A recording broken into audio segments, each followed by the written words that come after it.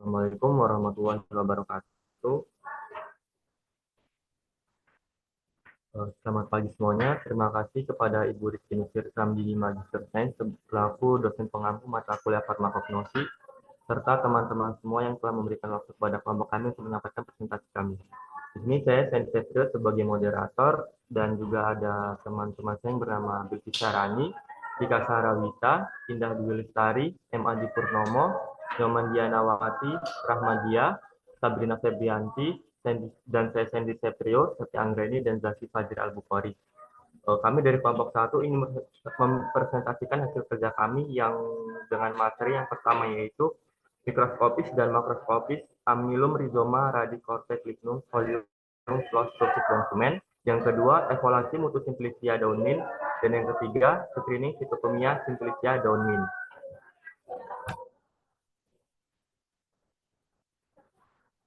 Dan untuk materi yang pertama yaitu mikroskopis dan makroskopis amylum rhizoma radicortex lignum folium flos dan semen. Saya serahkan ke presentator pertama. Waktu dan tempat saya sediakan.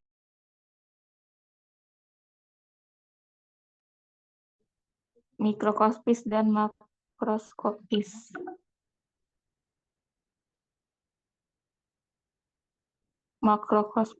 Makroskopis mengacu pada benda-benda yang dapat diamati dengan telanjang. Ini mencakup objek sehari-hari yang memiliki ukuran cukup besar untuk dilihat tanpa bantuan alat optik. Tujuannya, mahasiswa mampu mengetahui bagian-bagian mikroskop beserta fungsinya. Mahasiswa mampu mengetahui cara penggunaan mikroskop dengan baik dan benar. Mikroskopis berujuk pada segala sesuatu yang tidak dapat dilihat dengan mata telanjang. Ini mencakup objek atau struktur yang sangat kecil, seperti sel, bakteri, dan molekul yang memerlukan alat seperti mikroskop untuk dapat diamati secara jelas. Mahasiswa mampu menggunakan mikroskop dengan baik. Mahasiswa mampu memahami sel fragmen dari simplicia yang ditemukan.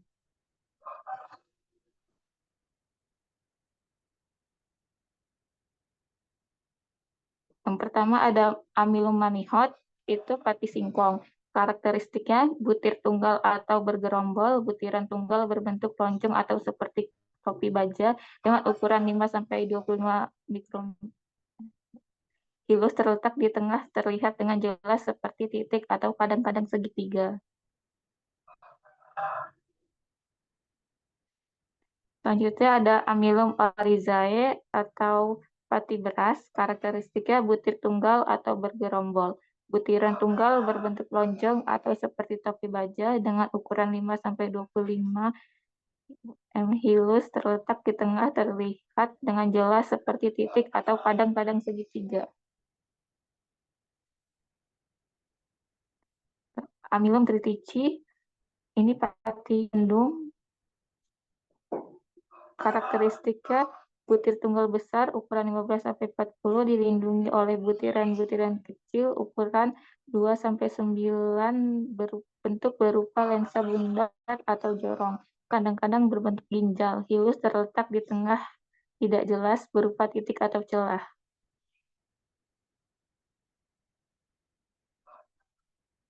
Curcuma domestica rhizoma atau kunyit. Rimbang kunyit berwarna kuning jingga sampai kuning kecoklatan, berbau aroma khas, rasa agak pahit, agak pedas, lama-lama menimbulkan rasa tebal. Rimpangan berbentuk kepingan rapuh dan ringan, bentuk hampir bundar atau lonjong. Bekas patahan agak rata, berwarna kuning jingga sampai coklat kemerahan.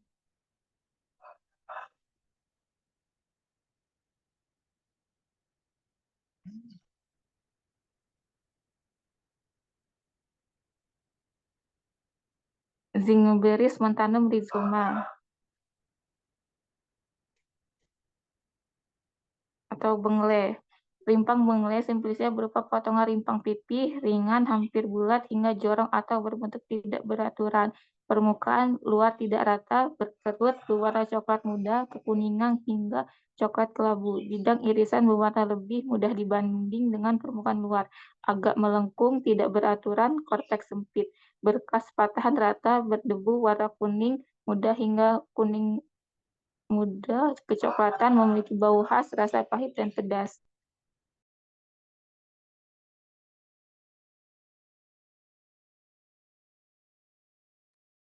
Kemudian Reofficianis radix atau akar kelembab, karakteristiknya rimpang bengle. Simplicia berupa potongan rimpang pipi, ringan, hampir bulat hingga jorong atau berbentuk tidak beraturan. Permukaan luar tidak rata, berkerut, kadang-kadang dengan parut daun, berwarna coklat muda kekuningan hingga coklat kelabu. Bidang irisan berwarna lebih muda dibanding dengan permukaan luar. Agak melengkung, tidak beraturan, korteks sempit, bekas patahan rata, berdebu, warna kuning muda hingga kuning muda kecoklatan. Memiliki bau khas, rasa pahit dan pedas. Cinamomi burni kortek atau kayu manis. Karakteristiknya kulit batang mengulung, membujur, tebal pipi, atau berupa berkas yang terdiri atas tumpukan beberapa potong kulit yang tergulung membujur, permukaan luar yang tidak bergabusa atau coklat sampai coklat kemerahan. Bergaris-garis pucat, bergelombang, memanjang dan garis-garis pendek melintang yang menonjol atau agak berlekuk yang bergabus warna hijau kehitaman atau coklat kehijauan, permukaan dalam berwarna coklat kemerahan tua sampai coklat kehitaman, bekas patahan tidak rata, warna coklat kekuningan, aroma khas, rasa sedikit manis.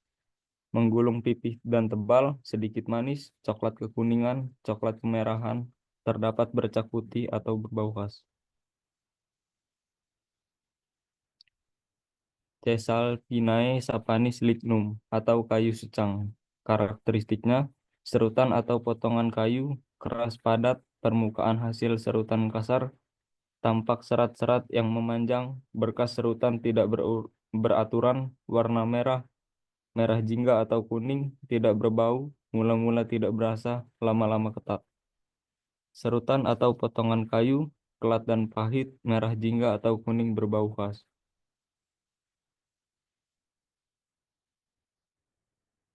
Kemudian CD Guajave Folium, daun atau daun jambu biji. Karakteristiknya, helaian daun tunggal bertangkai pendek, helai daun berbentuk bulat, memanjang, pangkal daun bulat sampai rata, tepi rata, agak menggulung ke atas. Ujung runcing sampai meruncing, permukaan atas agak licin, pertualangan daun menyirip, ibu tulang daun dan tulang cabang menonjol pada permukaan bawah. Permukaan atas berwarna hijau kecoklatan, permukaan bawah berwarna hijau, bau khas mula-mula tidak berasa dan terasa kelat dan pahit. Helai daun berbentuk bulat memanjang, pangkal daun bulat sampai rata agak menggulung ke atas, ujung runcing sampai meruncing, kelat dan pahit. Permukaan atas berwarna hijau kecoklatan, permukaan bawah berwarna hijau atau berbau khas.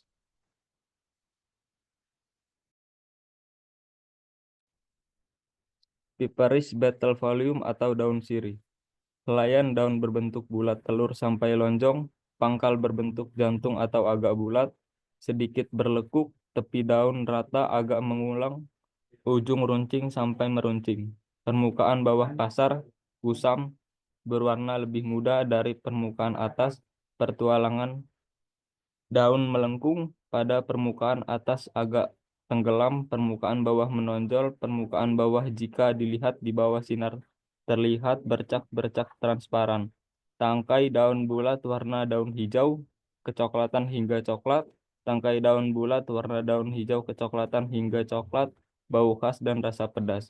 Berbentuk bulat telur sampai lonjong, pedas, warna dan daun hijau kecoklatan hingga coklat berbau khas.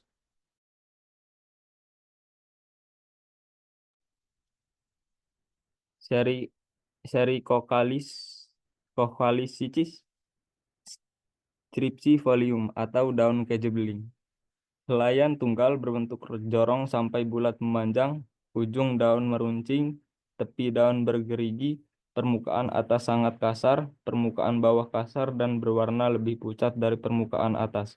Warna hijau tua sampai hitam kelabu. Bau lemah, rasa agak kelat dan sagak pahit.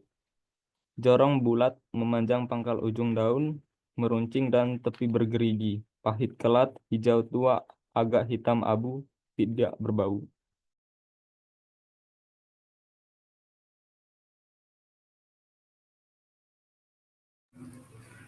Gua Zuma Guazumae ulmifolia folium atau daun jati Belanda. Karakteristiknya helaian daun tunggal berbentuk bulat telur, pangkal menjantung, tapi beringgit sampai bergerigi kasar, ujung runcing sampai meruncing, kedua permukaan daun kasar, pertulangan daun menyirip, ibu tulang daun tampak menonjol ke permukaan bawah, warna hijau kecoklatan sampai coklat muda, bau khas lemah, rasa agak kelat. Bentuk bundar menjorong sampai sunset, ujung daun meruncing, tepi daun bergerigi, agak kelat, hijau kecoklatan, dan bau khas lemah.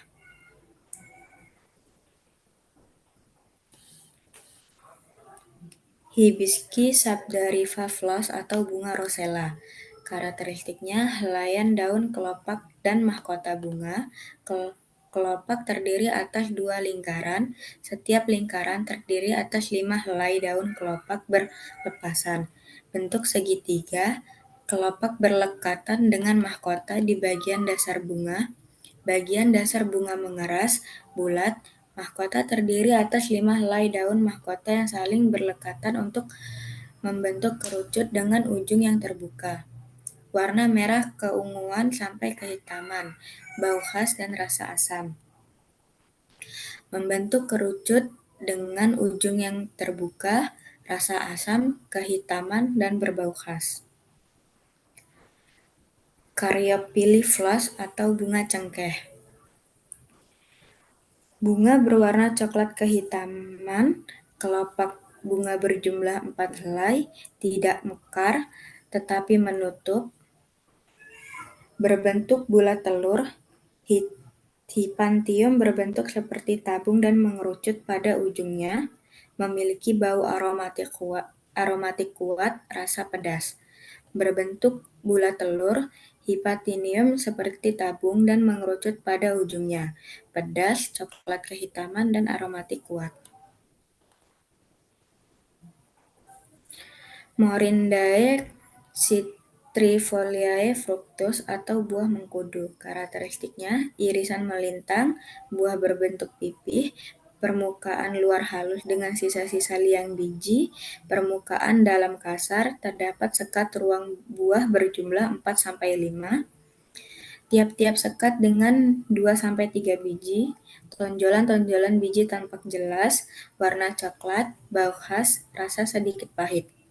Bentuk pipih, permukaan luar halus, permukaan dalam kasar, sedikit pipih, berwarna coklat dan bau khas.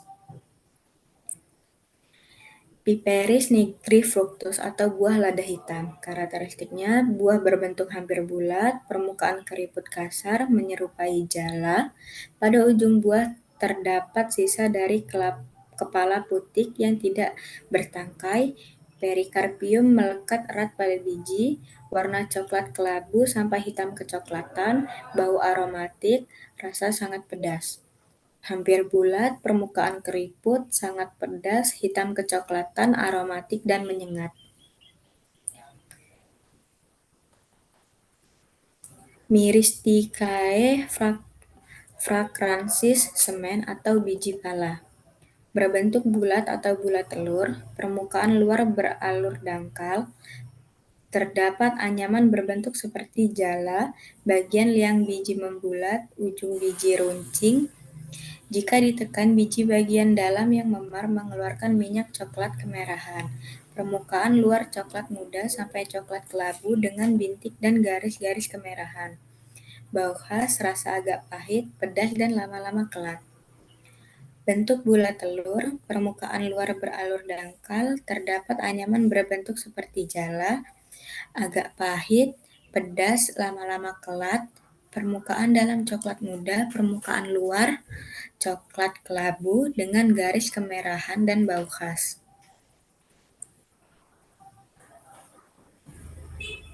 Sesame orientalis semen atau biji wijen. Karakteristiknya bentuk oval, berukuran kecil, warna coklat pucat, bau khas aromatis dan tidak berasa. Berbentuk oval, berukuran kecil, tidak berasa, coklat pucat, dan bau aromatis. itulah hasil kerja kelompok kami dari materi mikroskopis dan makroskopis dari amilum, rizoma, radix, korteks, lignum, folium, flos, proflux, dan semen. Bagi teman-teman yang ingin bertanya, kami persilakan untuk dua penanya.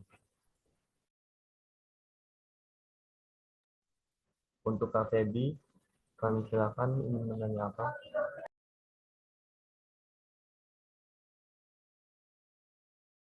Izin bertanya, pada Simplicia, akar kelembak dan kunyit kan ada fragmen yang sama kayak periderm. Itu apakah meski terdapat pada Simplicia yang berbeda, karakteristik dan fungsi periderm tersebut tetap sama? Itu pertanyaan. Berarti pertanyaan kita tampung dulu ya.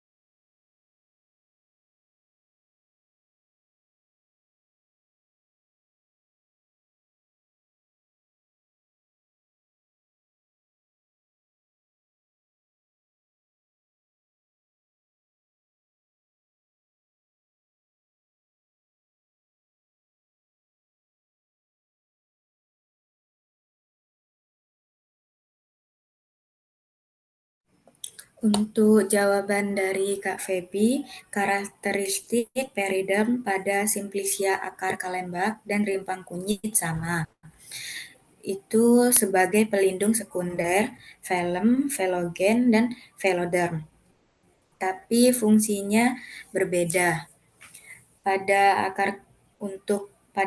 akar kalembak fungsinya untuk melindungi dari kondisi tanah, sedangkan pada rimpang kunyit fungsinya untuk melindungi senyawa aktif dan mencegah kerusakan fisik.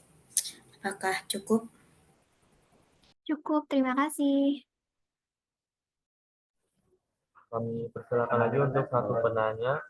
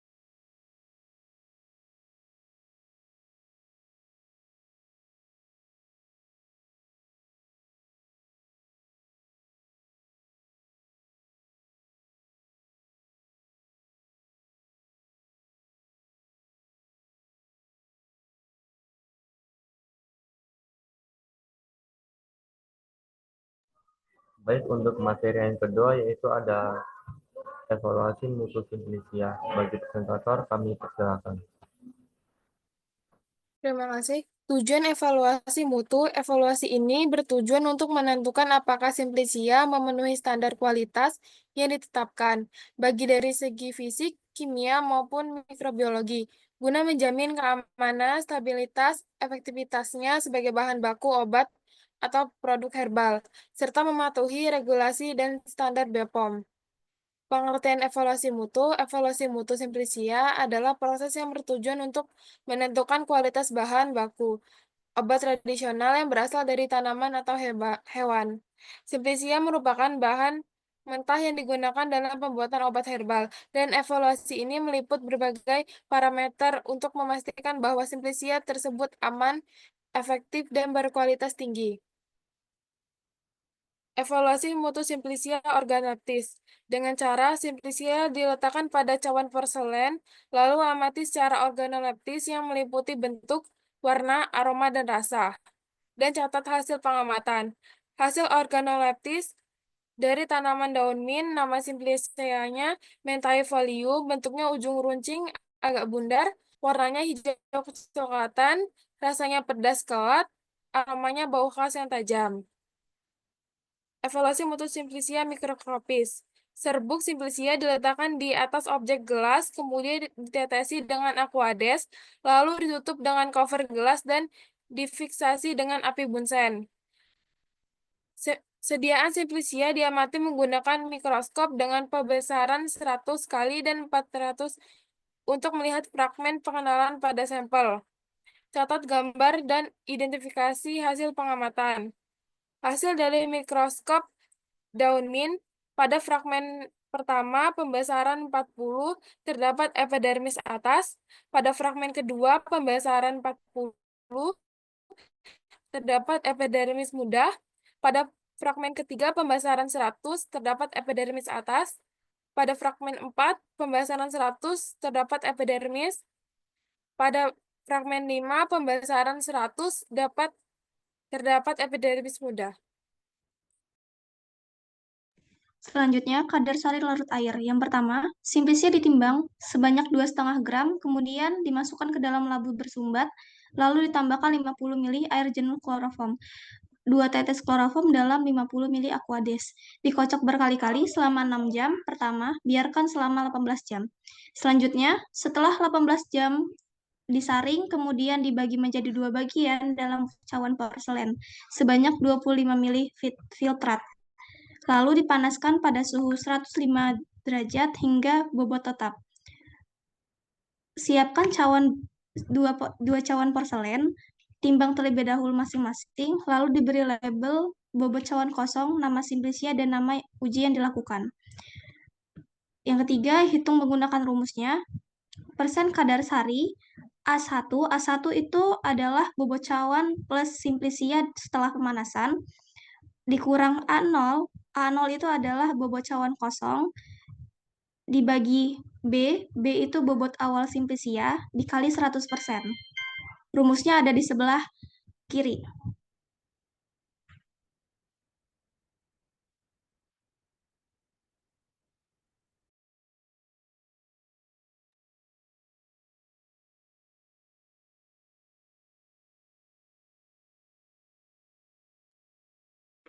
Hasil kadar sari larut air, persen kadar sari A1 dikurang A0 dibagi B dikali 100%. A1-nya adalah kita pakai 56 gram, A0-nya kita pakai 36,12 gram, dengan B-nya itu 2,5 gram. Jadi 56 gram dikurang 36,12 gram dibagi 2,5 gram dikali 100%.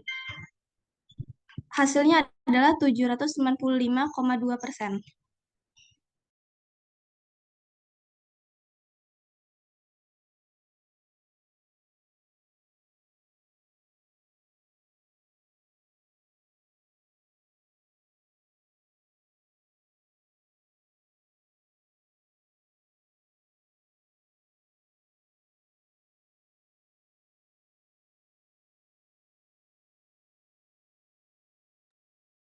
Hasil kadar sari larut etanol itu A1 dikurang A0 dibagi B dikali 100%.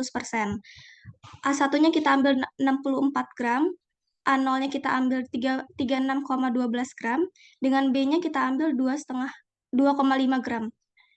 64 gram dikurang 36,12 gram dibagi 2,5 gram dikali 100%.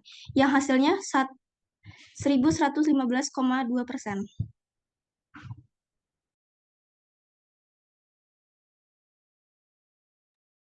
Baik, selanjutnya yaitu sudut pengeringan. 1 gram serbuk simplisia ditimbang dalam cawan kering dan bersih dan telah ditara. Tulis dan catat di label bobot cawan kosongnya.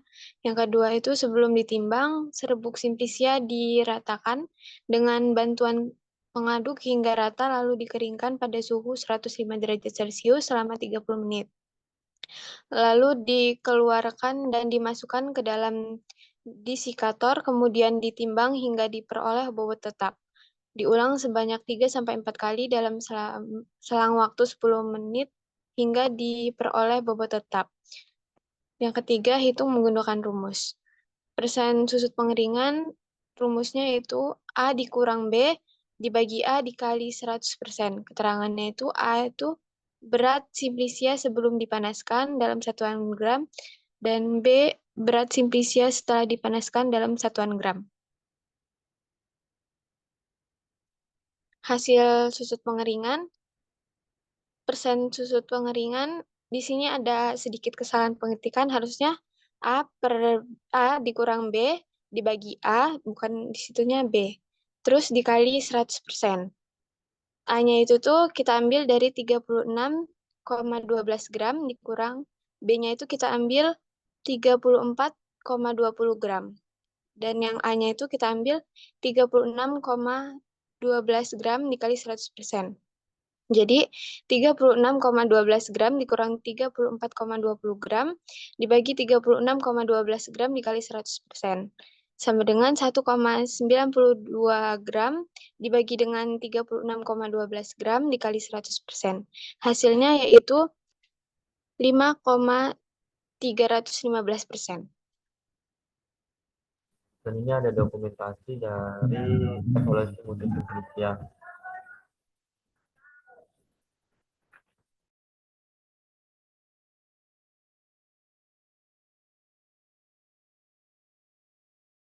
Dan itulah hasil presentasi dari evaluasi mutu simplisia, dan kami siapkan 2 penanya untuk bertanya.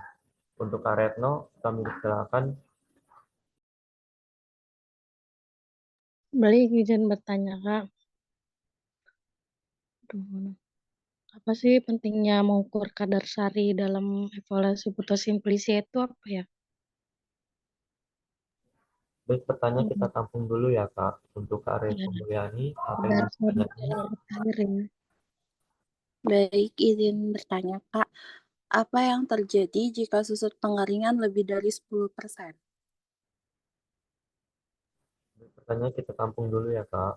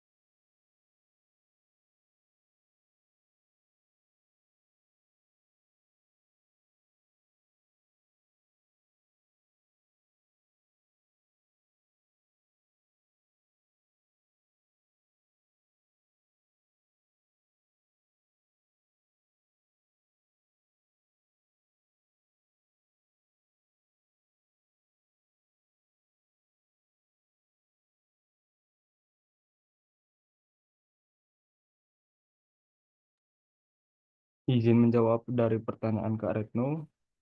Mengukur kadar sari dalam evaluasi simplisia sangat penting itu karena yang pertama kualitas dan efektivitas. Contohnya memastikan kandungan aktif yang tepat dan kegunaannya menentukan dosis yang tepat atau membantu pengembangan produk farmasi. Dan ada keamanan dan regulasi itu untuk meningkatkan keamanan penggunaan dan mengurangi resiko efek samping. Faktor yang dipengaruhinya itu ada kadar air, suhu pengeringan, waktu pengeringan, dan metode pengeringan. Dan manfaatnya. Pada manfaatnya meningkatkan efektivitas pengobatan, mengurangi resiko efek samping, dan membantu pengembangan produk yang konsisten.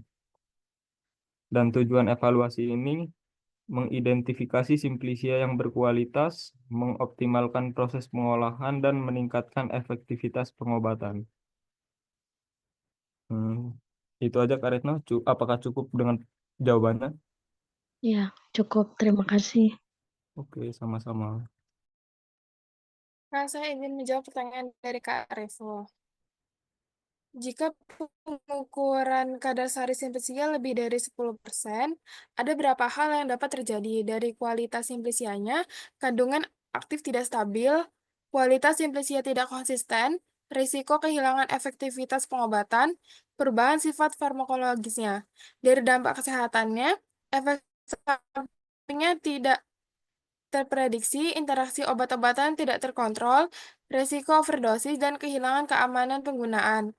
Faktor penyebabnya itu kadar air terlalu rendah, suhu pengeringan tidak tepat, waktu pengeringan terlalu singkat, metode pengeringan tidak sesuai, dan kualitas awal simplifikasi buruk.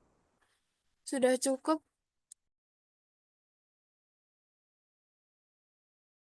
Cukup, terima kasih. Baik, langsung ke materi ketiga yaitu screening fitokimia simplicia daun mint. Untuk presentator berikutnya saya persilakan.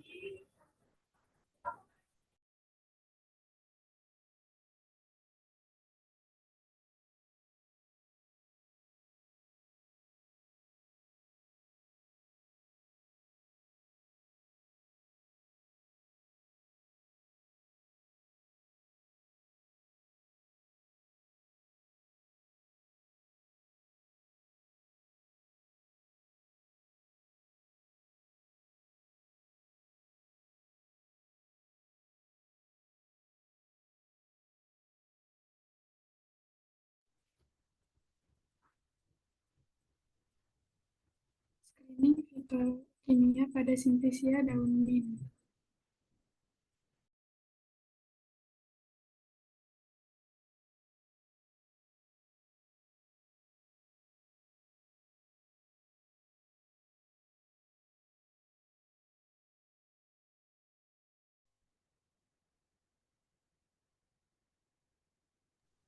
Screening fitokimia. Tujuannya adalah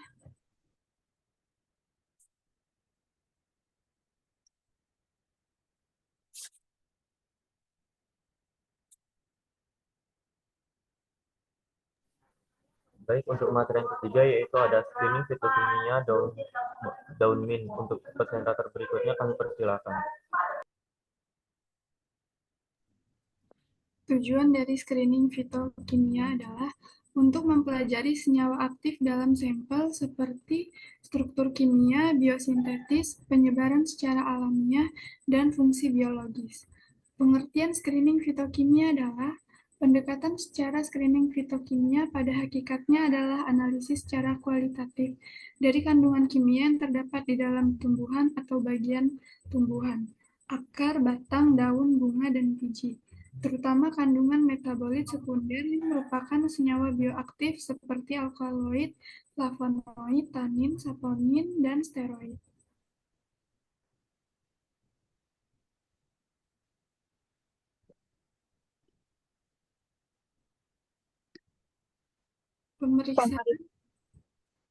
Pemeriksaan alkaloid. Alkaloid serbuk simplicia sebanyak 1 gram dibasahkan dengan amonia 25% sebanyak 35 ml. Digerus dalam mortir, kemudian ditambahkan kloroform 4%, ditambahkan kloroform sebanyak 4 ml, lalu digerus kembali, lalu lapisan kloroform disaring. Dipipet dan dimasukkan ke dalam tabung reaksil, lalu larutan kloroform dikocok kuat dengan HCl2n hingga terbentuk 2 lapisan. Untuk alkaloid, lapisan asam paling atas diambil lalu dibagi 3 bagian ke dalam tabung reaksi dan diperlakukan sebagai berikut, diberi label. Untuk bagian A, bagian pertama, tabung reaksi ke-1 digunakan sebagai belangko atau pembanding. Bagian kedua, tabung reaksi kedua ditambahkan pereaksi Mayer jika menghasilkan kekeruhan atau endapan berwarna putih menunjukkan adanya alkaloid. Bagian ketiga, tabung reaksi ketiga ditambahkan reaksi drag and drop jika terbentuk kekeruhan atau endapan berwarna jingga, kekuningan atau merah bata menunjukkan adanya alkaloid.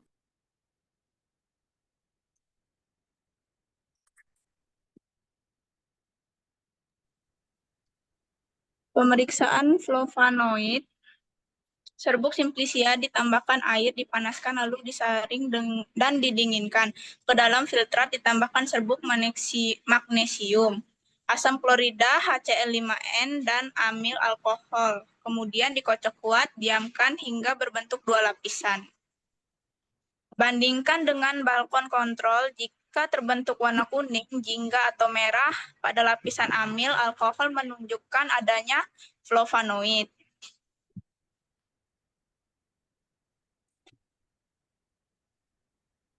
Pemeriksaan saponin pertama, serbuk simplicia ditambahkan air, dipanaskan lalu disaring.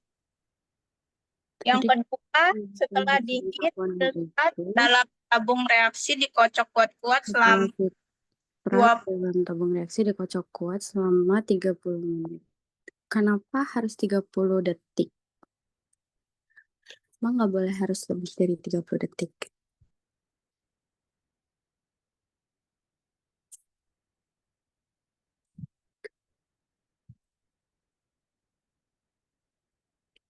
Terus tadi di pembentukan busa kurang-kurangnya setinggi Gimana Kak Rosa?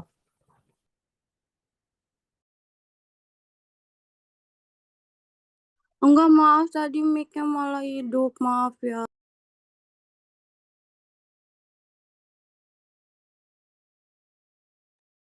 Setelah dingin, filtrat dalam tabung reaksi dikocok kuat-kuat selama lebih kurang 30 detik.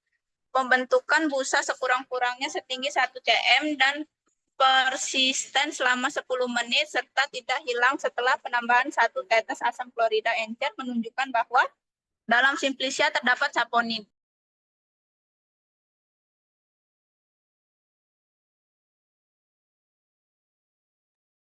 Pemeriksaan tanin. Yang pertama, serbuk simplicia ditambahkan air, dipanaskan, kemudian disaring. Filtrat dibagi 3 bagian ke dalam 3 tabung reaksi dan diperlakukan sebagai. Yang kedua, sebagian 1 filtrat ditetes larutan besi klorida terbentuk warna biru hitam menunjukkan adanya tanin dan polifenolat. Yang ketiga, bagian 2, filtrat diuji ulang dengan penambahan larutan gelatin 1%, adanya endapan putih menunjukkan adanya tanin. Yang keempat, bagian 3, filtrat ditambahkan pereaksi steasnya, kemudian dipanaskan dalam penanas air. Terbentuknya endapan merah muda menunjukkan adanya tanin ketekat. Selanjutnya endapan disaring, filtrat dijenuhkan dengan natrium asetat dan ditambahkan beberapa tetes larutan besi klorida. Terbentuknya warna biru tinta menunjukkan adanya tanin dan galata.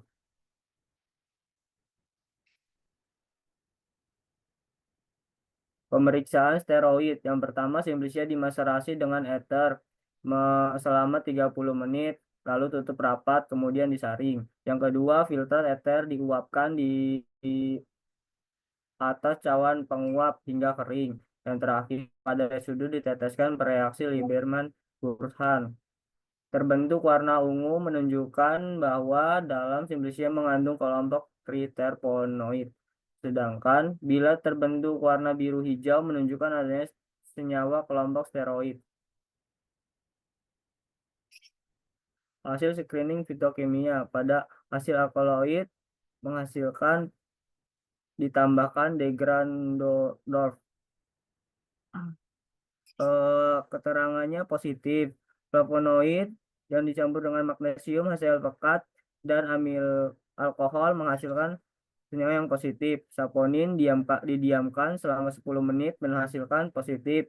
HCl menghasilkan positif. Tanin dan polifenolat yang ditambahkan dengan FeCl3 menghasilkan senyawa yang positif. Yang ditambahkan dengan gelatin menghasilkan senyawa yang positif, ditambahkan dengan steasi menghasilkan senyawa yang positif.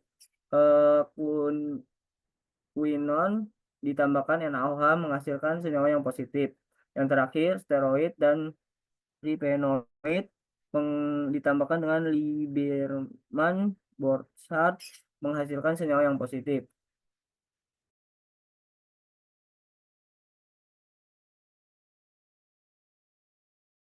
Baik, itu presentasi dari materi yang ketiga, hasil screening fitokimia. Kemudian kan bisa pertanyaan untuk Kak Nur Rahman, dipersilakan bertanya apa? Oke. Saya perwakilan dari kelompok 3 izin bertanya. Tadi kan ada ini ya, bahas tentang uji flavonoid. Nah, apa yang dimaksud dengan uji flavonoid itu? Baik, Kak, pertanyaan kita tampung dulu ya. Untuk Kak Rosa, apa yang ingin ditanyain?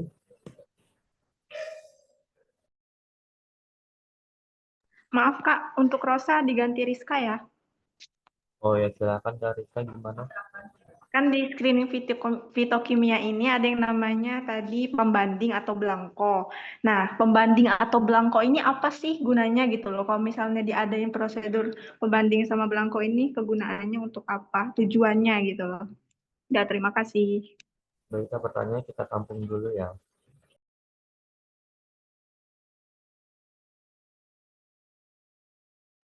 Baik, saya izin menjawab dari pertanyaan Kak Nur. Uji flavonoid adalah metode analisis untuk mendeteksi dan mengukur kandungan flavonoid dalam suatu sampel seperti tanaman simplicia atau produk farmasi. Apakah sudah cukup, Pak? Cukup, Kak. Terima kasih. Ya.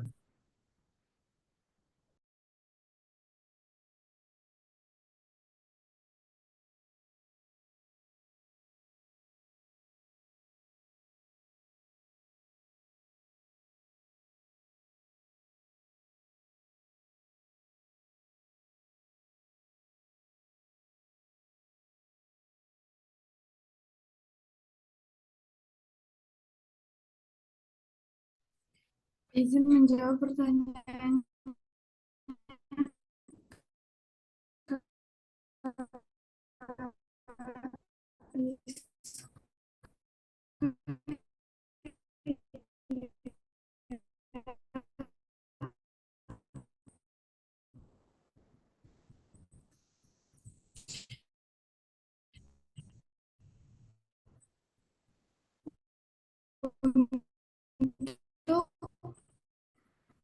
untuk tujuan pembanding dan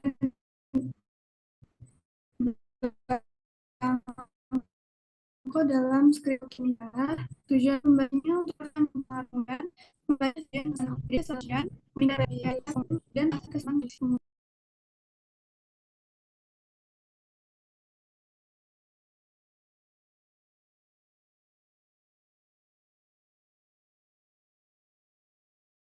Maaf, suaranya nggak kedengeran. Baik, ingin melanjutkan pertanyaan jawaban dari Kak Indah. Tujuannya itu yang pertama untuk mengatur variabel yang mempengaruhi hasil pengujian, kemudian membandingkan hasil pengujian dengan standar yang diketahui, dan untuk mengidentifikasi kesalahan atau dalam pengujian. Dan untuk pengujian belangko itu tujuannya untuk mengidentifikasi kemurnian sampel dan untuk menghilangkan pengaruh zat-zat lain yang tidak diinginkan dan untuk menentukan batas deteksi dan kuantifikasinya. Bagaimana jawabannya Kak Rika, apakah sudah cukup? Sudah cukup Kak, terima kasih. Baik, Kak. Dan itulah hasil presentasi dari kelompok kami. Jika ada salah kita mohon maaf dan kami akhiri. Wassalamualaikum warahmatullahi wabarakatuh. Waalaikumsalam warahmatullahi wabarakatuh.